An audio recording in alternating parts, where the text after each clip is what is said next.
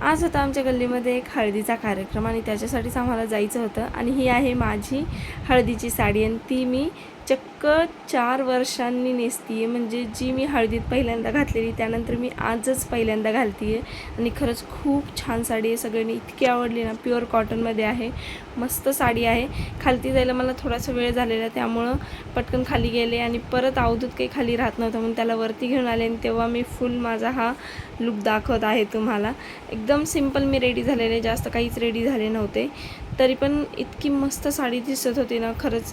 आणि अवधूतसुद्धा किरकिर करत होता त्यामुळे वरती आले, त्याला खायला करून दिलं. तसं पण दुसऱ्या दिवशी काहीतरी शीतला दिवस होता, म्हणजे त्या दिवशी गॅस वगैरे काही पेटवायचा नव्हता, गरम काहीच खायचं नव्हतं, सगळं गार आणि शिळं खायचं होतं.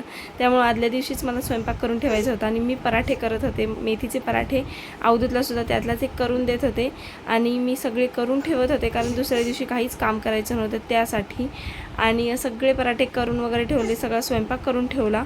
मग मी पुन्हा खाली गेले कारण कार्यक्रम मी अर्धवट सोडून आलेले. जेवणसुद्धा आज तिकडेच होतं, पण दुसऱ्या दिवशीचं मला सगळं जेवण करायचं होतं, त्याचं एक वेगळंच टेन्शन होतं कारण काहीच करायचं नव्हतं. त्यामुळे आदल्या दिवशी सगळं मला करून ठेवावंच लागणार होतं. आणि दिवसभर गॅस पेटवणार नाही त्याचं एक वेगळंच टेन्शन होतं की कसं सर्वाईव्ह करू दुसरा दिवस काय माहिती. आता बघू काय काय होतं ते तर मी तुमच्यासोबत शेअर करेन जमलं तर.